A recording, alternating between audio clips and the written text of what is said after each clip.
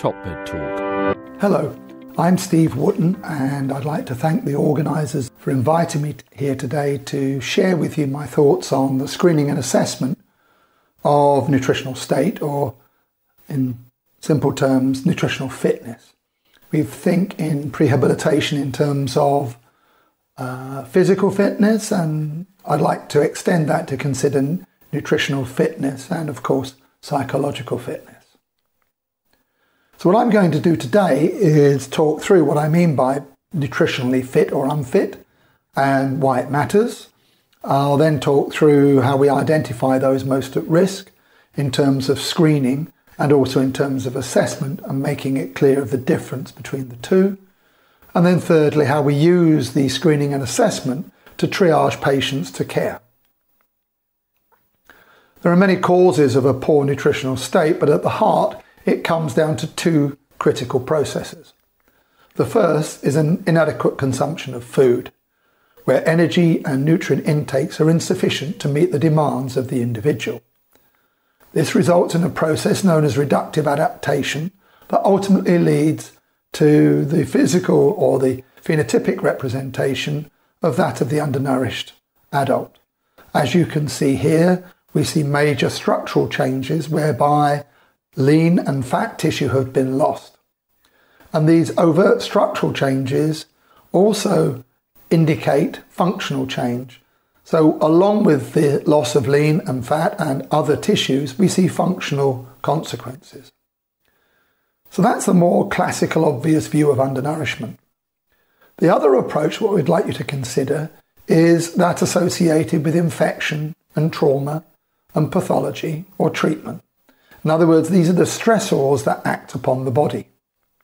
These, independently of any other process, result in specific nutrient losses, which then underlie cellular damage and tissue malfunction.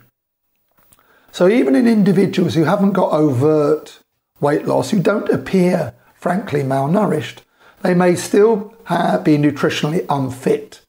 And that degree of nutritional unfitness will impact upon their response to their cancer and to their treatment. This is due to a loss of regulation and control at the cellular and subcellular level, making them physiologically and metabolically unfit. So nutritionally unfit are the processes that result in making you physiologically and metabolically unfit that relate to the availability of energy and nutrients within the body. How do we identify those who are nutritionally unfit? How do we find out who's most at risk? And then how do we triage patients so the right patients get the right care? For those who are overtly wasted, we don't need any special tests. So here is a classic presentation associated with advanced metastatic disease or advanced head and neck or upper GI cancers. We don't need special tests, it's self-evident, and we only have to do a physical examination to see it. However, we can also have, in the obesity-related cancers, patients who, despite their size and despite their high BMI, may themselves also be undernourished. So the qualitative expression of nutrition is masked by the excess adiposity. So we need an approach that allows us not only to identify those who've wasted or losing weight, but also those who have a constant weight. The other consideration are children. We use the same approach, but we use different tests, and that's beyond the purpose of this presentation. So I'm just going to park that for the moment. So the nutritional considerations are different. The approaches to assessing risk are similar. The tools we use may differ. Let's start with the most obvious one. That's weight history.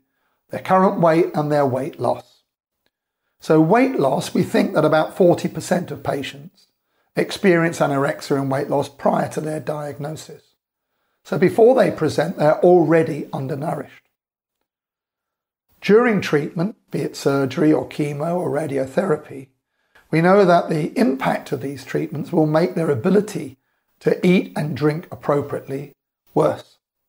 So during treatment, 40 to 80% of patients will experience malnutrition during treatment. So in other words, it's expected for patients to be malnourished, and it's expected that that malnourishment may get worse with their treatment. And it's important to remember that even as little as a 6% weight loss predicts a reduced response to treatment, reduced survival, and a reduced quality of life. So weight loss is key. And of all the things we measure, weight loss is undoubtedly the biggest prognostic marker of a poor outcome. If we combine weight loss with the individual's current weight or BMI, we can actually start to improve our prediction of risk.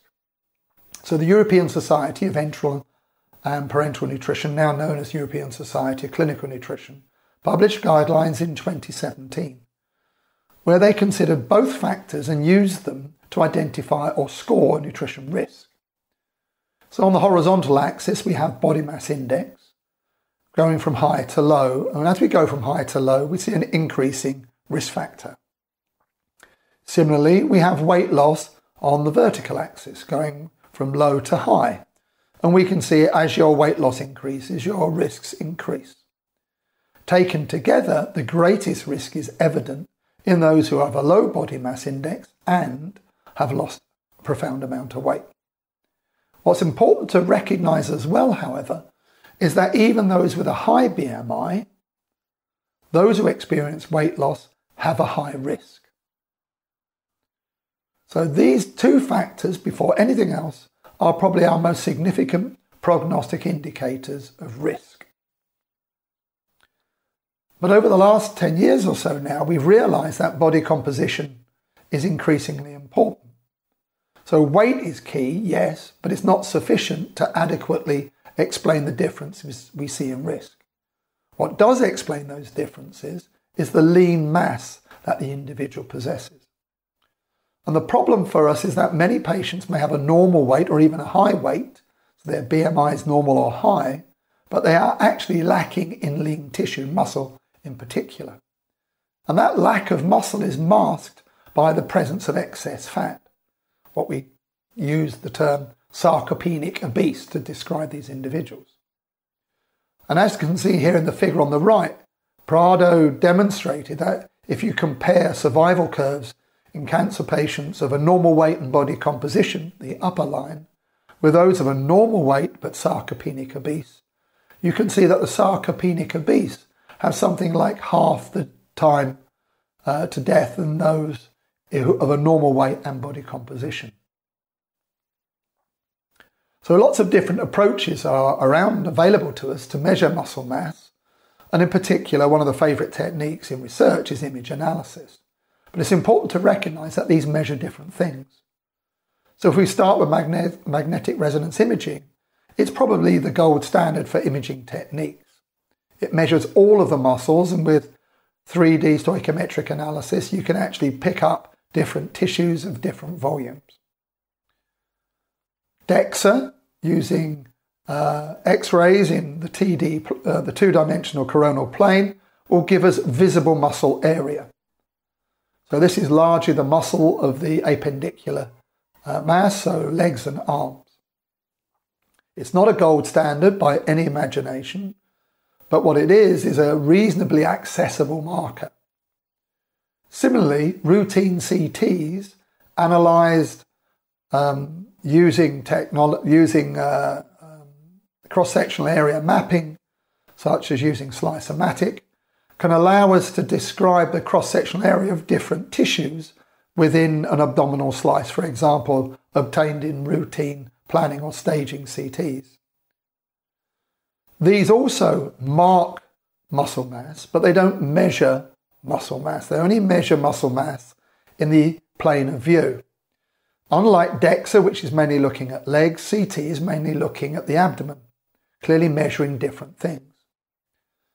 In intensive care, there's been a lot of interest in using ultrasound to measure the depth of muscle. Again, in a two-dimensional plane, sagittal plane, again different from that seen in the abdominal CT or the whole body coronal DEXA. Again, a useful marker of muscle mass, but not a measure of muscle mass. So what we've been looking for are different ways of measuring muscle mass that aren't research tools that can be used in clinic.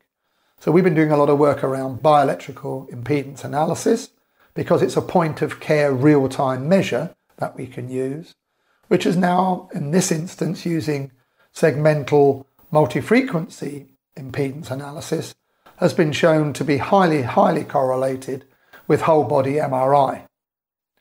And so we can use these techniques to obtain measures of muscle, lean mass and fat mass, but we can also get a qualitative measure.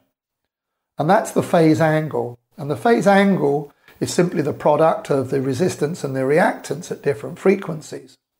What it gives us is a very powerful prognostic marker of survival in advanced cancer, as shown here in the research from Gupta. This is the survival curves for a group of colorectal cancer patients with advanced cancer, showing the upper line is for those with a phase angle above the mean, and the dotted line is those with a phase angle below the mean. And again, you can see that the survival times of the low phase angle is something like a third of that exhibited in those with a higher phase angle. So we can use these technologies to measure body composition and to provide additional information around the quality or physiological state of the individual. Others have started to combine these measures. So here is some work from Lisa Martin where she's taken sarcopenia and low muscle attenuation from CT scans and combined them with weight loss. Each of them have a powerful effect on survival, as shown in these survival curves, but the greatest risk is seen in those with all three features. And what's notable in this data set is this is in overweight and obese patients, not in patients who already show overt wasting. And patients with the features of low lean and poor quality muscle and weight loss survive less than a third of those who have no features at presentation. One of the other very readily accessible markers of risk are what we refer to as the nutritional dietary impact factors or symptoms. And I've listed them here, and they're all the obvious conditions which present during either the cancer or its treatment. And most of them are evident in chemo and in radiotherapy and in biologics. Fatigue, nausea and vomiting, taste alterations, smell alterations, mucositis in the mouth, diarrhea, constipation, dry mouth, anorexia, satiation on eating, largely due to pain on eating, dysphagia and swallow, strictures and obstruction. All of these we know are associated with cancer and its treatment, and all of these impact on the patient's ability to eat and drink and therefore their nutritional state. And if we look at those with a large number of these dietary or nutritional impact factors and those who have none, we can see a huge increase in the number of patients who are malnourished in this data from Ice and Ring. So these patients who have 5 or more symptoms are nearly all of which are likely to be malnourished, in contrast to less than 1 in 8 of patients without any of these features. So we have weight loss, we have body composition, we have intake, we have appetite, and we have these dietary impact factors. And the question is how can we bring these together to enable us to identify nutritional risk? Well, there are 3 types or 3 approaches: screening, assessment, and diagnosis. In terms of screening, we can bring them together to form a quick, simple tool that anyone can use. You don't necessarily need to be highly trained or access specific tests. And this allows us to find and identify those who are at risk of being malnourished. It doesn't diagnose malnourishment, it's risk, and to direct them to others for care. Assessment is a more detailed analysis. It generally requires higher degrees of training. And again, it can confirm the risk or the presence of undernutrition and direct patients for treatment. And in both cases, it's really important to link the measurement with the action. The final category is diagnosis, and this is largely specialist.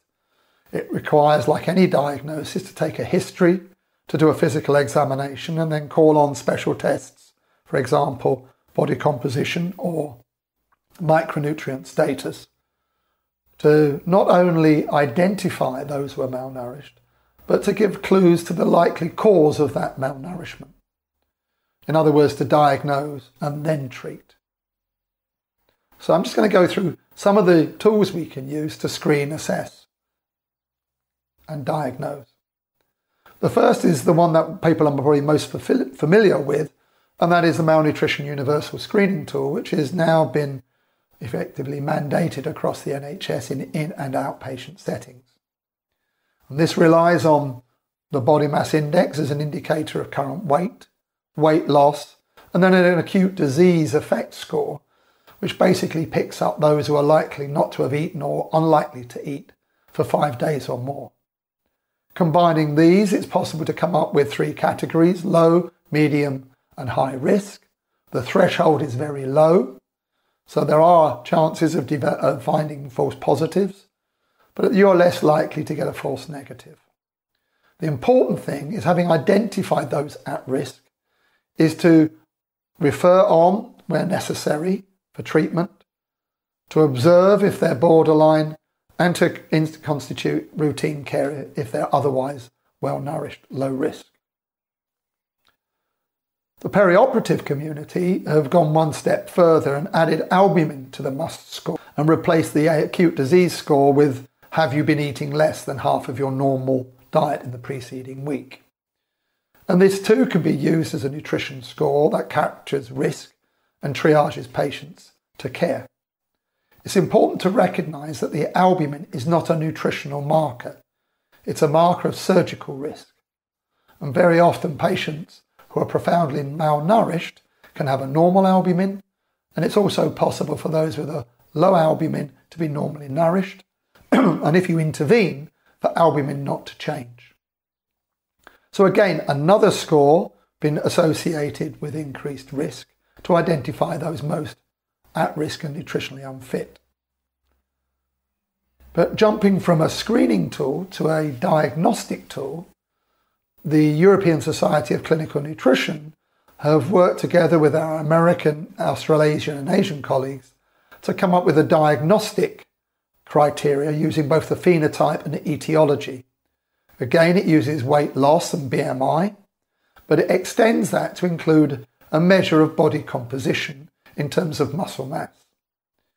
And etiologically, the acute disease score or low food intake is captured in order to identify those most at risk.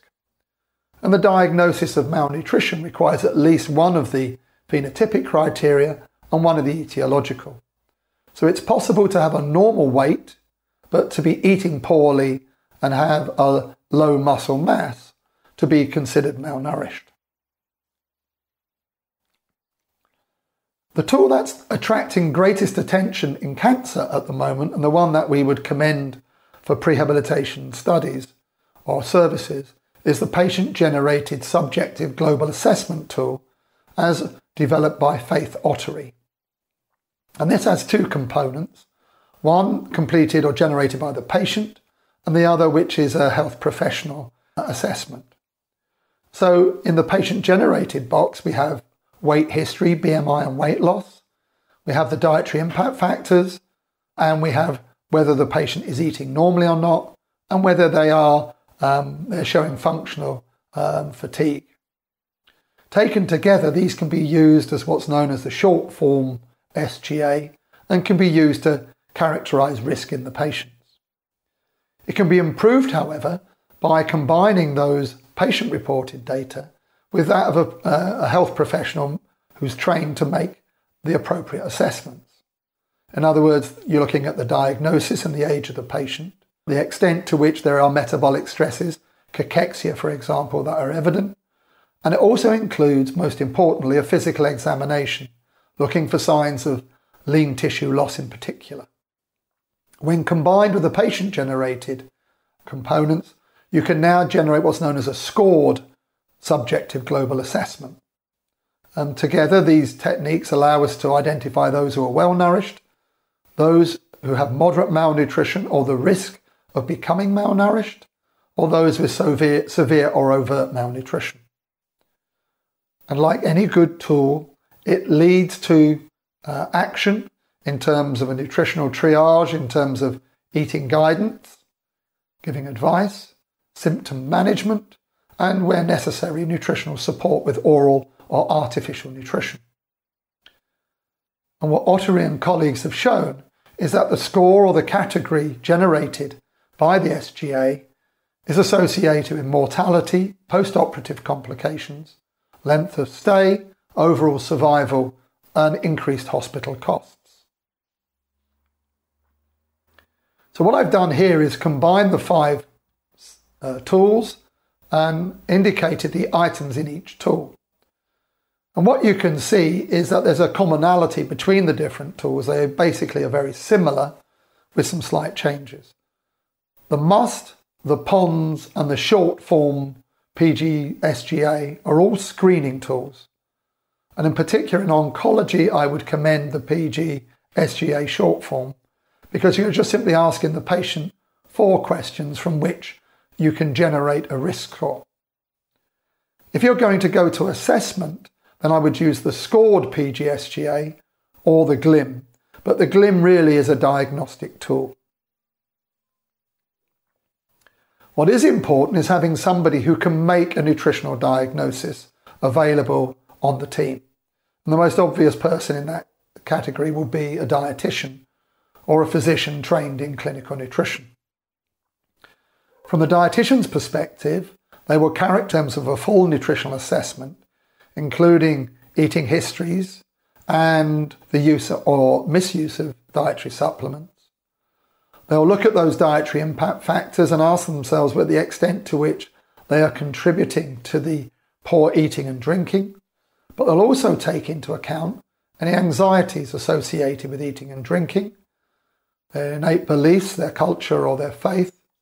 They'll address the issues raised by referral to web-based advice, the so-called Dr. Google effect.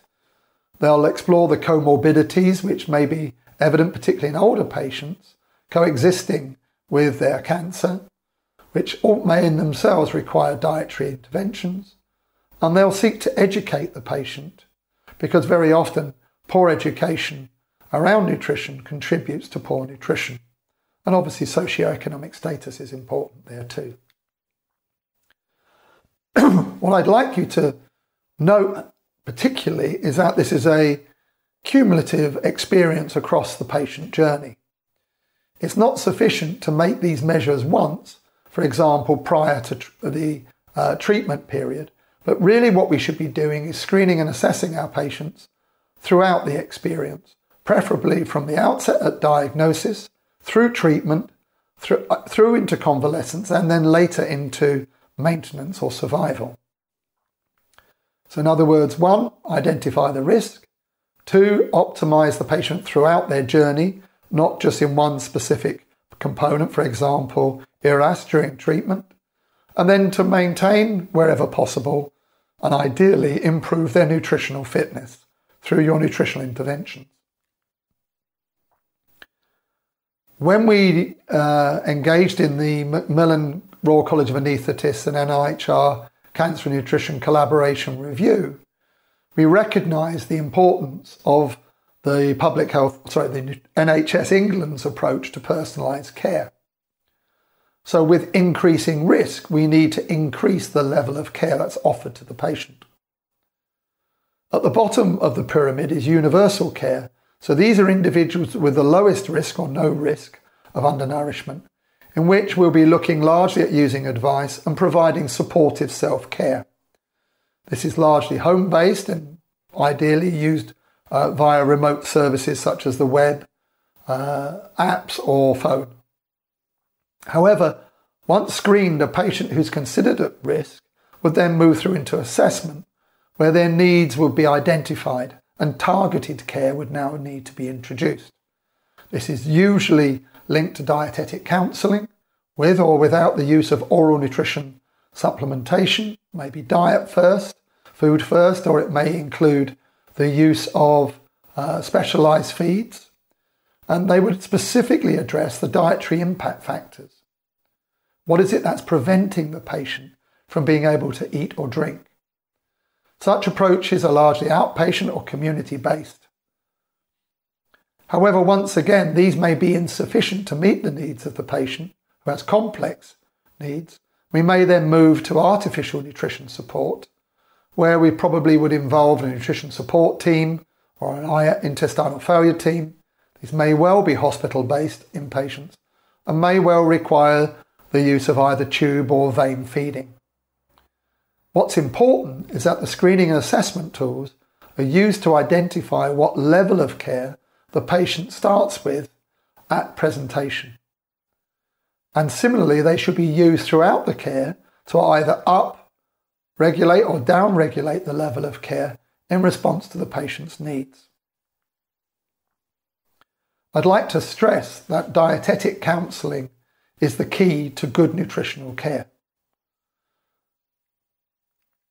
It's more than just simply measuring the diet. It's very much about addressing the dietary impact factors and knowing how and when to use oral nutrition supplements.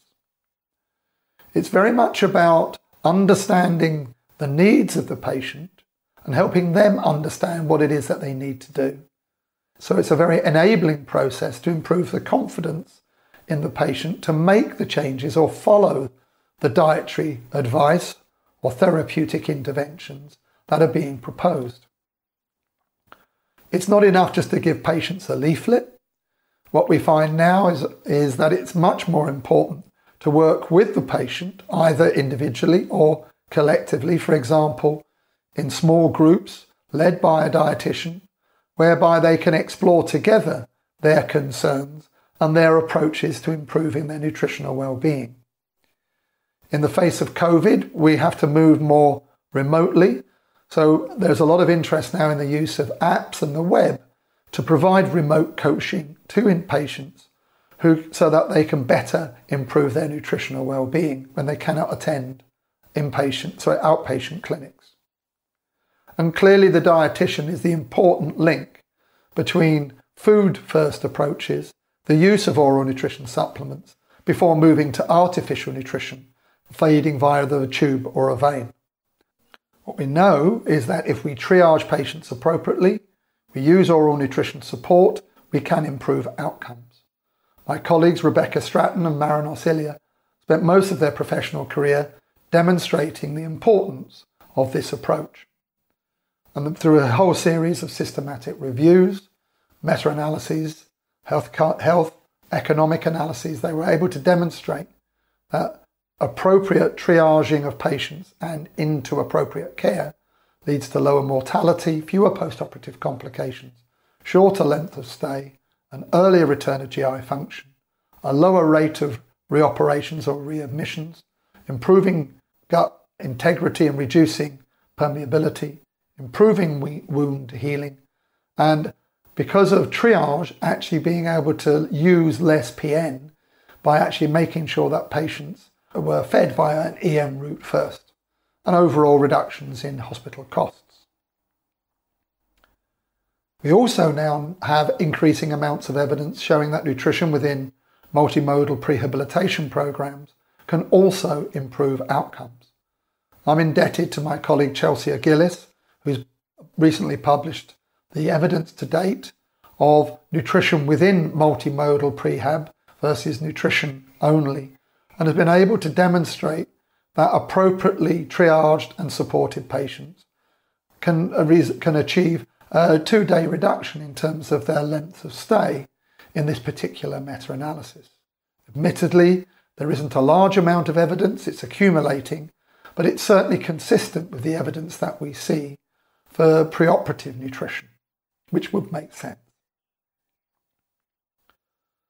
So to conclude, my take-homes are quite simple. Being nutritionally unfit matters, therefore we should identify those most at risk. For screening, we should consider going beyond just simply doing a must score or even a PON score, and I would recommend the use of the short form patient-generated subjective global assessment, PGSGA. For assessment, Where a trained individual can conduct a physical examination, we would recommend the scored PGA, PGSGA. And for diagnosis, that really does require somebody who either has specific training in clinical nutrition or a dietitian to conduct an appropriate history physical examination and then call on the special tests as you would in any other diagnostic process, either, for example, the measurement of body composition or the use of micronutrient assays. So the approach such as expounded by the European Society of Clinical Nutrition, the GLIM, or a dietetic-led assessment and diagnosis is key. Remember, what we're trying to do is triage patients to care, be it universal, targeted or specialist care. And we know that nutritional interventions can improve outcomes. So the earlier we can triage our patients and direct them to care, the better. I'd like to give special thanks to my colleagues across the National Institutes of Health Research Cancer and Nutrition Collaboration, and also my thanks to the Macmillan Cancer Care and the Royal College of Anaesthetists in working together in the Macmillan Review of Prehabilitation Guidance, and my colleagues across the Nutrition Support Expert Group. And I'd also like to acknowledge my colleagues at Southampton from the clinical nutrition teams, the nutrition support team, intestinal failure unit, my dietetic colleagues, and of course my colleagues in Southampton in prehabilitation and perioperative medicine. Top Med Talk. Thanks for listening to Top Med Talk. We are excited to announce the World Congress of Perioperative Medicine happening in London this year. Check it out at ebpom.org. It will take you through to our carbon-free conference center where it has the EBPOM platform. You can find more information. Be sure to subscribe to Top Med Talk and EBPOM at ebpom.org.